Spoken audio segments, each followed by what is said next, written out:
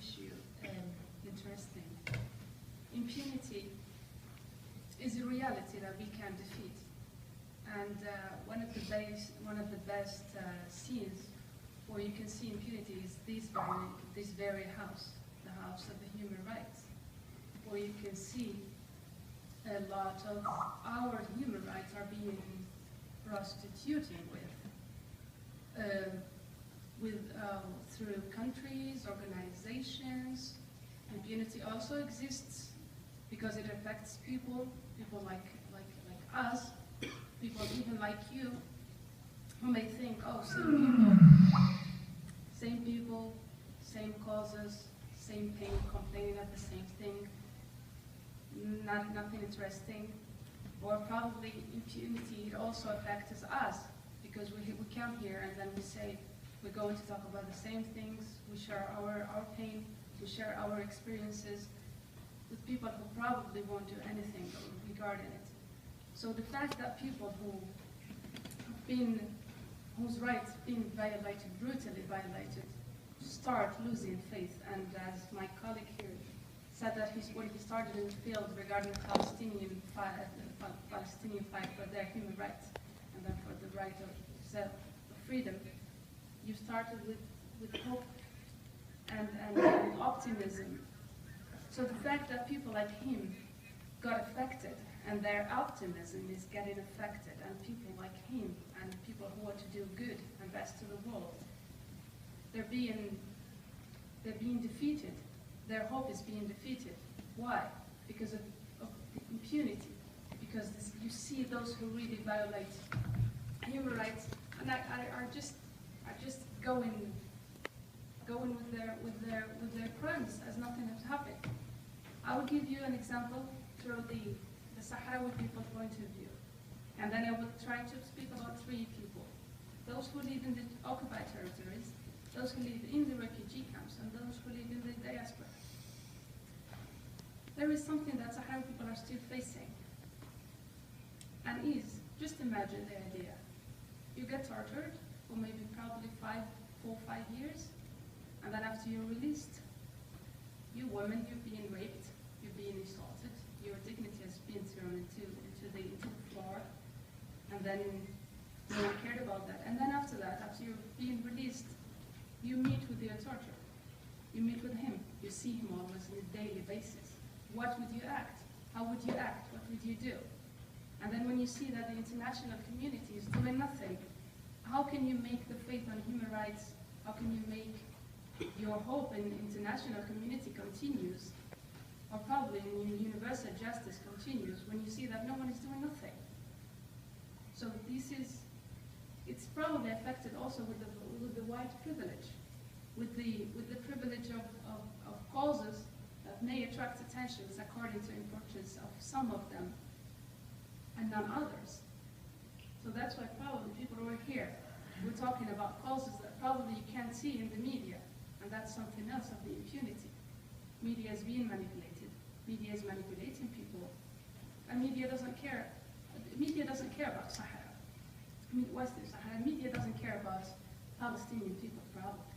That's why the Palestinian people disappeared from Google Maps. Probably Western Sahara, Morocco is working on that too. Media doesn't care about that. What makes this happen is the impunity of those who really make the crime. They just continue and they're proud of it, which is the worst side.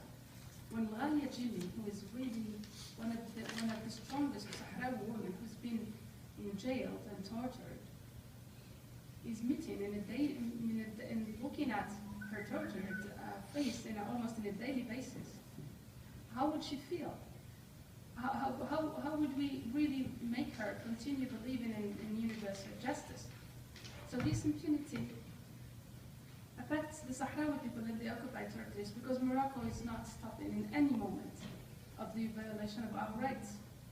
They're not seizing it. There is no right to education. There is no single university in Western Sahara. If they so much think that and appeal that Western Sahara is part of them, then why don't you invert?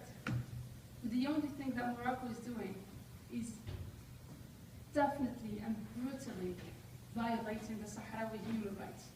Human rights, basic human human rights that most of you probably would take for granted.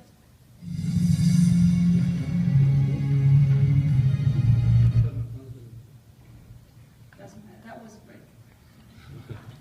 The human rights that most of you probably take for granted, such as the right to education, the right to job, the right to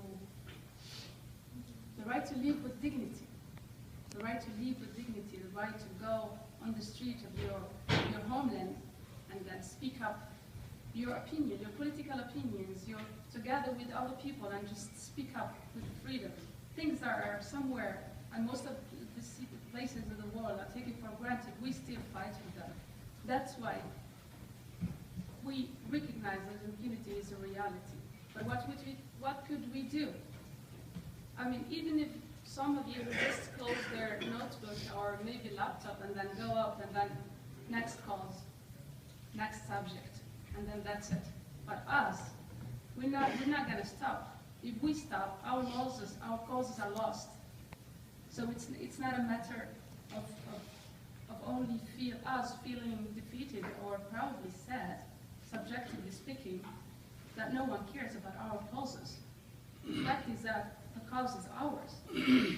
So if we don't work together to get these universal justice, to make the human rights really made in reality, because I did human rights masters, and everything written, words look impressively beautiful, impressively good, but what about making those words for real? And make them, and for example, bringing back the right to self-determination in this room. For God's sake, we're at Human Rights Council. This should be the place where our rights should be and must be protected. But a part of that, we look at Morocco lobbying with money, trying to buy people's minds with money, try to make people who really signed on the Universal Declaration of the Human Rights, they sign on it, but then down the table they do totally the opposite. That's why people as Western Sahara, as Kashmir, as Palestine are still suffering. But what should we do?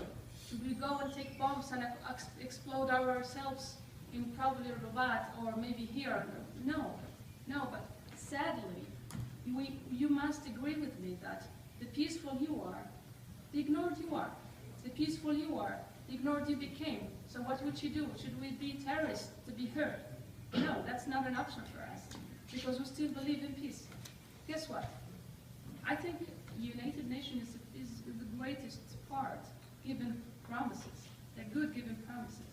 So in 1991, they made us sign the ceasefire, and then they said, no, next February, I'm not sure, probably it was 3 or 4 months after that, you're going to have the referendum. 26 years?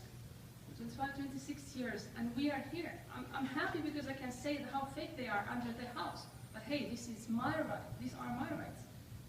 For me, as a woman, as Arab, and as a Sahrawi, and as a dark-skinned woman, and for every one of you, the white ones, the brown ones, and whoever your faith is, human rights belong to every one of us. And that's the fight. So it's not only, even if I'm not gonna lose it, and I'm not gonna give up, but the fight is all of us. So any of you with whatever piece of change you can make in this process, make it happen.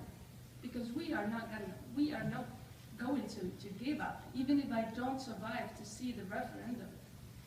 But at least I'm fighting for my children to have it. Thank you very much.